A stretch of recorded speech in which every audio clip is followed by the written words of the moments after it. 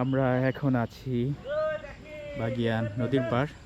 আসলে অনেক দিন পরে ঘুরতে আসা। আমার সাথে আছে আমার মামা বিউক মামা, আর আছে ছোট ভাই আশিক শিকদার। আসলে আমি আজকে এই গাজীপুর কোনাবাড়ি এসেছি, তাই বিকালে একটু ঘুরতে বের হলাম। আসলাম এই জায়গাটা আমার কাছে আসলে খুব সুন্দর লাগে, তাই ভাবলাম যে একাই দেখে যাব, আপনাদেরকে দেখাবো না সেটা কেমন দেখায়। এখান থেকে আসলে এই যে ট্রলারগুলি, এগুলি নিয়ে আসলে আপনারা ঘুরতে পারবেন বিভিন্ন জায়গায়। সারাদিনের জন্য নিতে পারেন, আবার 1 ঘন্টার জন্য নিতে পারেন।